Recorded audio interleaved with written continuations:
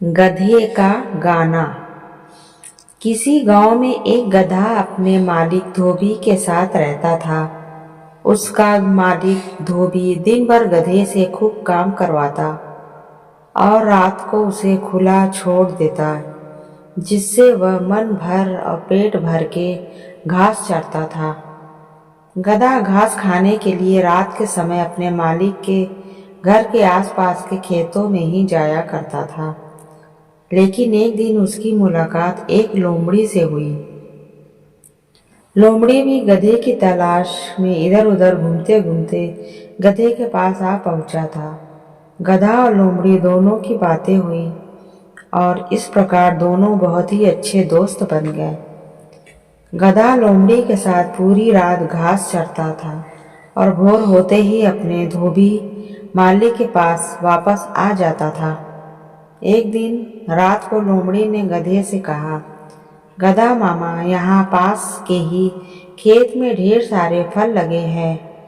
यदि आप वहाँ पर जाकर वह सारे फलों का आनंद लेते हैं तो वह किसी नाइट डिनर से कम नहीं होगा।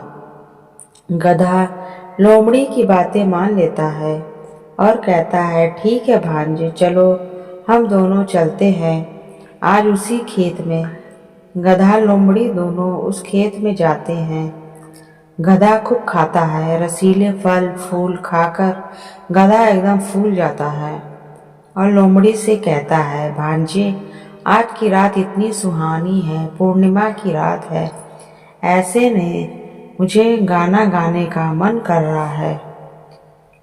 लोमड़ी गधे की बात सुनकर उसे गाना गाने के से मना करता है और कहता है, मामा, यदि आप इतनी रात को इस खेत में गाना गाएंगे तो खेत का मालिक किसान यहाँ आ जाएगा और हमें पकड़ लेगा। लेकिन गधा तो अपनी अहंकार में डूबा था और उसे गाना गाने का धुन सवार था। गधा लोमड़ी से बोलता है, अरे तू क्या जाने का, तू जंगली जानवर के गाने क्या होता है, संगीत क्या होता है। लोमड़ी गधे की इस बात को सुनकर वह समझ जाता है गधा बिना गाना गाए नहीं रहेगा। तो उसने गधे से कहा, मामा, कोई बात नहीं, आप गाना गाओ, लेकिन मैं थोड़ी दूर जाकर उस झाड़ी में छिपकर किसानों के आने की खबर आपको दूंगा। और गधा इस प्रकार मान जाता है। जब गधा गाना शुरू करता है तो उसकी आवाज़ सुनकर सभी किसानों की नींद खुल जाती है और वह अपनी लाठी लेकर गधे के पास आ पहुँचते और उसकी खूब मरम्मत करते हैं। अब गधा गाना गाना भूल गया और गिरते पड़ते खेत से बाहर आने लगा।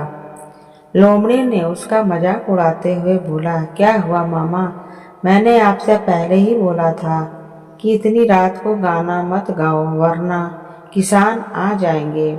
और यह क्या, वह आए ही नहीं, वह तो आपको खूब सारा पुरस्कार भी देकर गए।